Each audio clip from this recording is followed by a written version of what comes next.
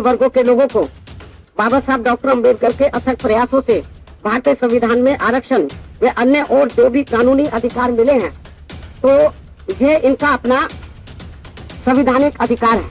जिनको मिल गया और जिनका ठीक हो गया उनको उतना लाभ चाहिए उन्होंने दे देना चाहिए। और अगर ये ठीक से होता है तो वहाँ ऐसे स्वर भी उठ रहे हैं जहाँ रिजर्वेशन मिलता है वो अब ऐसा थोड़े है, लेकिन कहना शुरू हो गया है कि अब हमने ले लिया, हमारा ठीक हो गया, अब दूसरे को दे दो।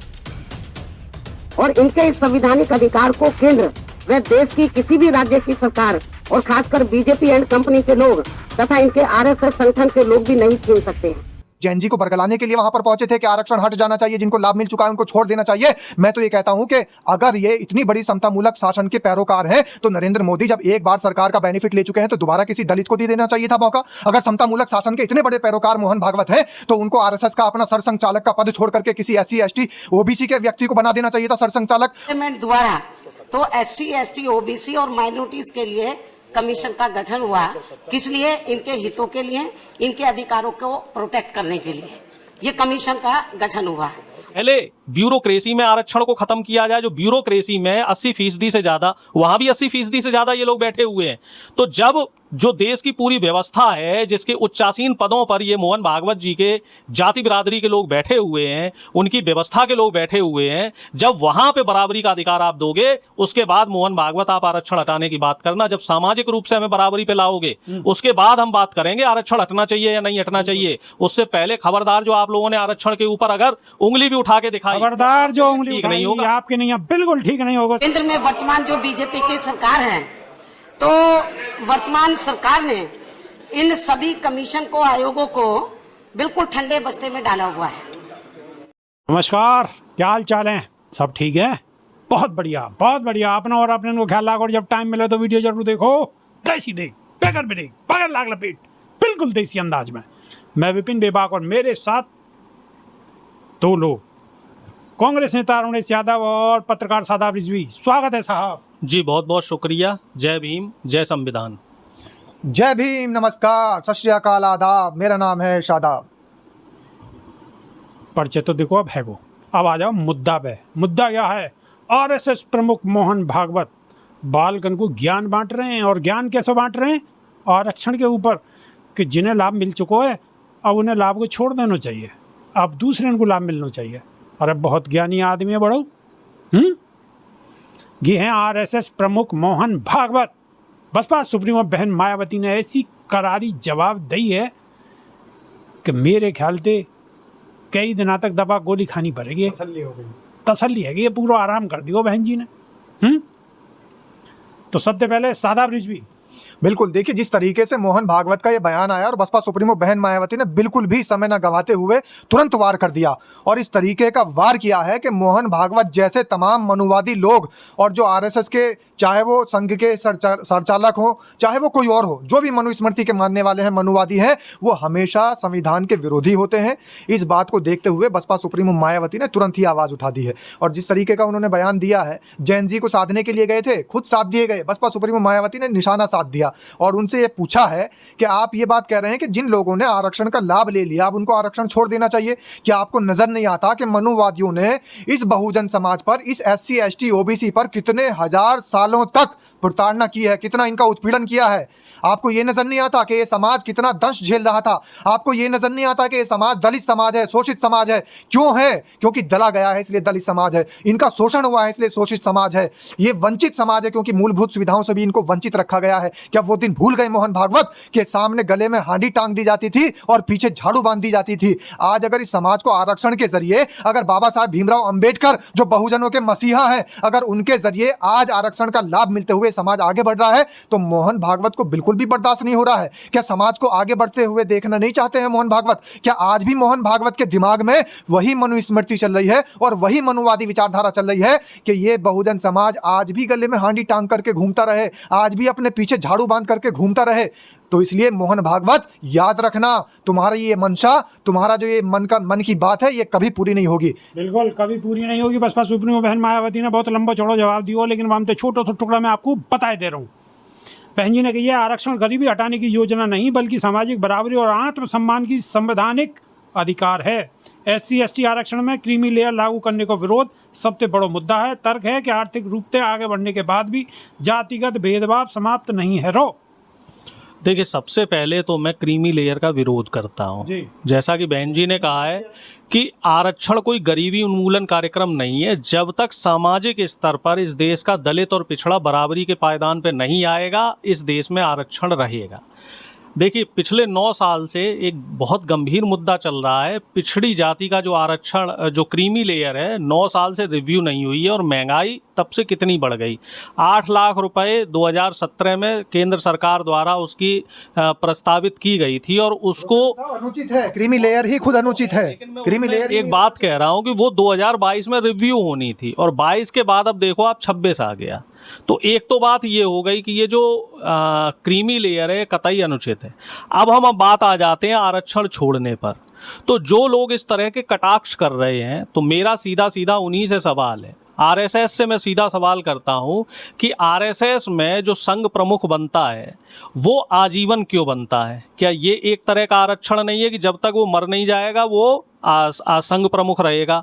दूसरा, वो नागपुर का चितपावन ब्राह्मण ही क्यों बनता है?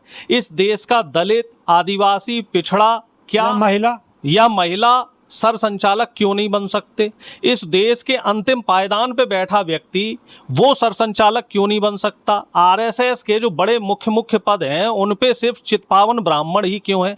वहां पे उत्तर प्रदेश के भी ब्राह्मण नहीं है। यूपी और बिहार के जो ब्राह्मण अपने आप को 20 बिस्वा का और उच्च कोटि का ब्राह्मण मानते हैं, वो लोग भी समझ लें इस बात को और बहुजन समाज के साथी उन्हें भी समझा दें, क्योंकि बहुजन समाज के लोग इस वीडियो को देख रहे हैं। तो जिस गांव में जो ये बड़े बड़े ऊंचे पंडित जी लोग हैं उनको बता दें कि भैया तुम लोग उस लेवल के पंडित नहीं हो। उस लेवल के पंडित तो सिर्फ ये नागपुर में है जिन्हें चितपावन ब्राह्मण बोला जाता है और उन्हीं को अधिकार है। अब आ जाइए दूसरा मुद्दा। ब्राह्मण जो है चितपावन ब्राह्मण, इनते भी हमारे यहाँ के इनते भी ऊंचे हैं, बिल्कुल ऊंचे हैं और वो यहाँ के ब्राह्मणों को 2ym दर्जे का मानते हैं। निचलो माने सीधो निचलो, मतलब नीचो। और अब आ जाइए दूसरी बात शंकराचार्यों की। तो शंकराचार्य भी साफ तौर पे वहां भी जातिवाद है, वहां भी ब्राह्मण ही शंकराचार्य बन सकते हैं। मंदिरों के पुजारियों की बात कर दीजिए तो वो भी ब्राह्मण बनेगा, उसका बेटा भी पुजारी है बनेगा, उसका बेटा भी पुजारी बनेगा। तो ये भी आरक्षण है, पहले इसे खत्म करो। इसके बाद आप आ जाइए सुप्रीम कोर्ट में, वहां हमें बताया जाए 80% जो सुप्रीम कोर्ट में जज हैं, कॉलेजियम सिस्टम द्वारा जो बनाए गए हैं, 80% जज सिर्फ ब्राह्मण और सवर्ण जाति के लोग हैं, मात्र 20% SC ST OBC और माइनॉरिटी के हैं। तो इस आरक्षण को खत्म किया जाए। पहले ब्यूरोक्रेसी में आरक्षण को खत्म किया जाए। जो ब्यूरोक्रेसी में 80% से ज्यादा, वहां भी 80% से ज्यादा ये लोग बैठे हुए हैं। तो जब जो देश की पूरी व्यवस्था है, जिसके उच्चासीन पदों पर ये मोहन भागवत जी के जाति बिरादरी के लोग बैठे हुए हैं, उनकी व्यवस्था के लोग बैठे हुए हैं, जब वहां पे बराबरी का अधिकार आप दोगे, उसके बाद मोहन भागवत आप आरक्षण हटाने की बात करना। जब सामाजिक रूप से हमें बराबरी पे लाओगे, उसके बाद हम बात करेंगे आरक्षण हटना चाहिए या नहीं हटना चाहिए। उससे पहले खबरदार, जो आप लोगों ने आरक्षण के ऊपर अगर उंगली भी उठा के दिखाई, खबरदार जो उंगली ठीक नहीं होगा, आपके नहीं, बिल्कुल ठीक नहीं होगा। समाज के साथियों, आज जो मोहन भागवत का ये बयान है, ये बड़ा चौंकाने वाला है और समाज को जागरूक हो जाना चाहिए इस बयान के बाद, क्योंकि बसपा सुप्रीमो मायावती ने यूं ही आवाज नहीं उठाई है, हुंकार भर दी है। और सिर्फ इसलिए हुंकार भरी है कि आज तो मोहन भागवत, आरएसएस के लोग, मनुवादी जो ये लोग हैं, मनुवादी विचारधारा के लोग हैं, आज तो ये कह रहे हैं कि जिन लोगों को लाभ मिल चुका है आरक्षण का, अब उनको आरक्षण छोड़ देना चाहिए। कल ये कहेंगे कि आरक्षण ही खत्म कर देना चाहिए। तो जाग जाइए और वीडियो को ज्यादा से ज्यादा शेयर कर दीजिए, समाज के हर व्यक्ति तक पहुंचा दीजिए,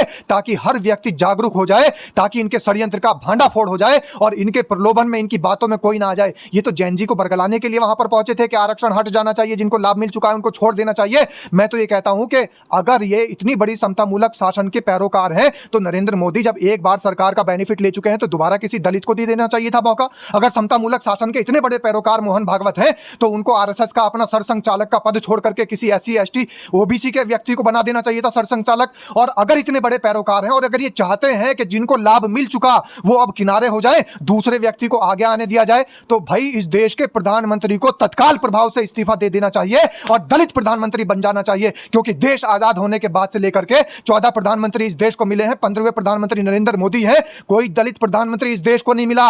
ये इस देश की विडंबना है, जबकि 85% इस देश के अंदर मूल निवासी रहने वाला बहुजन समाज है। इस देश के मूल निवासियों के अंदर प्रधानमंत्री होना चाहिए। तो अगर इतने बड़े ये पैरोकार हैं और अगर ये चाहते हैं कि इस देश के जिस व्यक्ति को लाभ मिल चुका है वो हट जाए और देश के पिछले पायदान पे खड़े होने वाले व्यक्ति को आगे आकर मौका देना चाहिए, तो मौका दीजिए। इस देश की दलित की बेटी, इस देश की आयरन लेडी, 4 बार की मुख्यमंत्री रही महिला, ध्यान दीजिए। ये नहीं कि कोई राजनीतिक समझ नहीं है, 4 बार उत्तर प्रदेश जैसे बड़े राज्य की मुख्यमंत्री रही महिला बहन कुमारी मायावती तैयार है, प्रधानमंत्री बना दीजिए। आपको लगे प्रधानमंत्री बना देंगे ऐसे ही? तो बोल करके क्यों आ रहे हैं फिर? ये बहका क्यों रहे हैं समाज को? ये समाज को बहकाना छोड़ दें। अगर बसपा सुप्रीमो मायावती को या दलित को प्रधानमंत्री नहीं बना सकते, SC ST OBC को प्रधानमंत्री नहीं बना सकते, ये देश मूल निवासियों का देश है। अगर मूल निवासियों को प्रधानमंत्री नहीं बना सकते तो मोहन भागवत को ये बात नहीं कहनी चाहिए और सरे आम खुले मंच पर माफी मांगनी चाहिए इस तरीके की बातें करने पर, जो संविधान के अंदर सेंधमारी कर रहे हैं, बाबा साहेब भीमराव अंबेडकर के दिए हुए आरक्षण में सेंधमारी करने का काम कर रहे हैं। बिल्कुल आरक्षण में सेंधमारी करने को काम कर रहे हैं। लेकिन डॉक्टर साहब, एक सबसे बड़ा सवाल ये है कि हर 1.5-2 महीना में सरसंघ चालक मोहन भागवत को है क्या जाए कि वो 1.5-2 महीना में नया कोई ना कोई फार्मूला ला के पेश कर दें, जबकि उनके फार्मूला से देश पे तो कोई फर्क पड़ना नहीं, लेकिन वो अपना फार्मूला ला जरूर रहे हैं। एक कहावत है, पर उपदेश कुशल बहुतेरे, कि जो ज्ञान और उपदेश है वो दूसरों को देने के लिए अच्छा होता है, अपने ऊपर लागू नहीं किया जाता है। मोहन भागवत ने जो ज्ञान बांटा था, वो ज्ञान जहाँ तक मुझे जानकारी है वो उन्हीं के ऊपर भारी पड़ चुका है। जो जैन जी उनकी भाषण को सुनने आया था वो उन्हीं की ट्रोलिंग करने लग गया और उनसे कोई खास प्रभावित नहीं हुआ। डैमेज कंट्रोल करने के लिए मोहन भागवत ने ये प्रोग्राम अरेंज किया था, जिससे कि BJP RSS और प्रधानमंत्री की छवि में जो डेंट लगा है उस डेंट को दूर किया जा सके। लेकिन हुआ इसमें उल्टा, इसमें कोड़ पहले से हो रखा था और कोड़ में खाज का काम मोहन भागवत ने कर दिया। मोहन भागवत को आरक्षण जैसे जो संजीदा मसला है उस पर चर्चा नहीं करनी चाहिए थी, उनको शिक्षा व्यवस्था पे बात करनी चाहिए थी। जो ब्यूरोक्रेसी में और जुडिशरी में जिस तरीके से प्रोफेसर साहब, एक सवाल ये भी है कि जिस तरीके से इन्होंने क्रीमी लेयर की बात की है, बसपा सुप्रीमो मायावती ने कह दिया कि अनुचित ठहराया देना चाहिए इसको, क्रीमी लेयर को। EWS को क्यों नहीं कहा इन्होंने? EWS पे भी तो सवाल उठने चाहिए थे। ये इस देश का दुर्भाग्य है कि UGC एक्ट पर पूरे देश में कोहराम मचा देने वाले लोग EWS आरक्षण को मात्र 48 घंटे में सुप्रीम कोर्ट से पास करा ले जाते हैं। और उस EWS को किस लिए लाया गया? शुरुआत में इन्होंने एक ये एफिडेविट दिया कि ये सब गरीब लोगों के लिए है, ये पर्टिकुलर किसी जाति विशेष के लिए नहीं है, लेकिन बाद में इस पे उन जो उच्चासीन पदों पे बैठे हुए लोग हैं उनकी मोनोपोली बन गई। और अब सुप्रीम कोर्ट में ये बात बिल्कुल साफ हो चुकी है कि जो EWS आरक्षण है, जो अनारक्षित वर्ग के लोग हैं, यानी कि जो सवर्ण जाति के लोग हैं, उन्हीं को इसका लाभ मिलेगा, जिनको ऑलरेडी उसका लाभ मिल रहा है आरक्षण का, यानी कि SC ST OBC माइनॉरिटी के लोग जो पहले से आरक्षण ले रहे हैं, अब वो EWS के तहत नहीं आएंगे। ये भी एक बहुत बड़ा षड्यंत्र है। इसको हमारे देश के जो बहुजन समाज के लोग हैं वो समझें कि EWS को ये लोग आरक्षण नहीं मानते, उसको तो ये अपना मौलिक अधिकार मानते हैं। और जो हमें आरक्षण अगर जो है प्रोफेसर साहब EWS लागू किया था तो ये SC ST OBC का जो आरक्षण है उसी में से तो कट किया गया है, उनका तो बराबर रहना चाहिए था। EWS अलग से बनाना चाहिए था इनको। देखिए ऐसा है, 100% में से ये क्या काटते। अब इन्होंने क्या किया कि हमारे ही जो मान लीजिए कि हमारी झोली में जो थोड़ा बहुत जो था उसी में से लूट कर लिए। एक तो सरकारी पद बहुत कम है, लगभग 2% जो पूरे देश का रोजगार है वो सरकारी है। अब उसमें भी आपने 10% की चोरी कर ली, तो हमारे पास तो 1.8% ही बचा। यानी कि जो चीजें हमें मिल रही थी उसमें भी आपने डकैती डाल दी। बल्कि सरकार को यह करना चाहिए था कि जितनी भी निजी संस्थाएं हैं, जितने भी कॉरपोरेट घराने हैं, जो मीडिया है, जो जुडिशरी है, जो ब्यूरोक्रेसी है, जहां पर आरक्षण व्यवस्था अच्छे से नहीं चल पा रही है, तो वहां भी इस आरक्षण व्यवस्था को कड़े तरीके से लगाना चाहिए। जिसपे पूरा विपक्ष इस समय कह रहा है कि निजी क्षेत्रों में भी आरक्षण दो। और आप लोग जो ये लेटरल एंट्री करते हो, तो ये भी तो एक तरह का आरक्षण है कि कोई व्यक्ति जो 15 साल 10 साल 20 साल जो पढ़ाई करता है, IAS की तैयारी करता है, प्री एग्जाम मेन एग्जाम और इंटरव्यू क्वालिफाई करके तब IAS बनता है, और उसके बाद आप क्या करते हो, किसी भी निजी क्षेत्र के व्यक्ति को उसको आप सीधा आके बिठा देते हो, उसको आप सचिव बना देते हो। उसमें ऐसी कौन सी काबिलियत है? ये भी तो एक तरह का आरक्षण है और ये बिल्कुल भी असंवैधानिक है। तो हम इसका भी विरोध करते हैं और मोहन भागवत से हम इस पे भी सवाल करना चाहते हैं। डकैती चारों लंगू पड़ रही है, राम मंदिर में भी डकैती पड़ गई, आरक्षण पे भी डकैती पड़ गई, पेट्रोल डीजल पे भी डकैती पड़ गई, गैस पे भी डकैती पड़ गई, अब CNG पे भी डकैती पड़ गई, उनके सड़क बन रही है उन पे भी डकैती पड़ रही है। हर जगह डकैती ही डकैती है।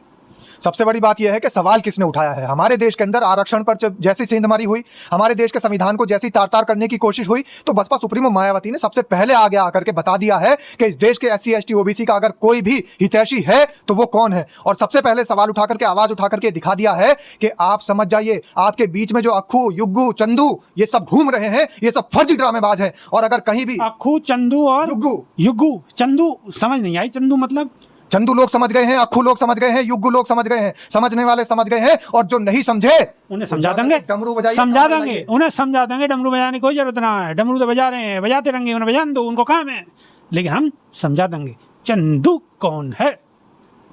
समाज के साथियों, सीधे तौर पर एक सवाल आपसे है कि कॉलेजियम सिस्टम पर भी आवाज उठाई थी बसपा सुप्रीमो मायावती ने कि हमारे देश के इतने बड़े न्याय तंत्र पर अगर कहीं ना कहीं प्रहार करने का किसी ने काम किया है कॉलेजियम के जरिए, तो वो इन लोगों ने, मनुवादियों ने कर रखा है। इस देश के अंदर 85% यहां पर जो OBC है, SC है, ST है, मूल निवासी है, उनके बीच के हक अधिकार को छीनने का काम कर रखा है। दूसरी सबसे बड़ी, प्रोफेसर साहब ने बड़े अच्छे तरीके से समझाया है कि क्रीमी लेयर अनुचित है। बसपा सुप्रीमो मायावती ने भी यही आवाज उठाई है कि क्रीमी लेयर अनुचित है, क्रीमी लेयर होनी नहीं चाहिए। और दूसरा, ये तीसरा सवाल जो मैंने EWS का उठाया है कॉलेजियम के बाद में, और सीधे तौर पर EWS का जो सवाल है, ये भी हमारे देश के संविधान में सेंधमारी है। हमारे देश के जो SC ST OBC का जो आरक्षण है उसमें सेंधमारी है। EWS का कोई औचित्य नहीं बैठता है। जब आपको समर जाति को आरक्षण बाबा साहब भीमराव अंबेडकर ने अपने संविधान के तहत प्रावधान करके दे दिया, तो आप क्यों सेंधमारी कर रहे हैं EWS के जरिए? बिल्कुल बिल्कुल, सेंधमारी अब बिल्कुल नहीं चलेगी, और आने वाले वक्त में बिल्कुल कतई नहीं चलेगी। बहुत जल्दी 27 के अंदर फैसला आने वाला है। आप समझ गए क्या फैसला आप होगा? तो कि अकली बकली ये जो चल रही है ना, बैगली बातें, ये कोई चलने वाली नहीं है। तो वीडियो आपको कैसी लगी, राय दोनों की कैसी लगी आपको, कमेंट के माध्यम से अपनी राय रखोगे। दोनों लोग मेरे साथ बोलोगे देसी देख, बगैर ब्रेक, बगैर लाग लपेट, बिल्कुल देसी अंदाज। बहुत बहुत धन्यवाद। जय भीम, जय संविधान, जय विज्ञान। और अक्खू, युग्गू, चंदू तक वीडियो जरूर पहुंचा दीजिए, शेयर कर दीजिए। शेयर जितना ज्यादा शेयर करेंगे, समाज को पता लगेगा कि आखिर समाज की आवाज उठा कौन रहा है। जी बहुत बहुत धन्यवाद। जय भीम, जय संविधान। नमस्कार।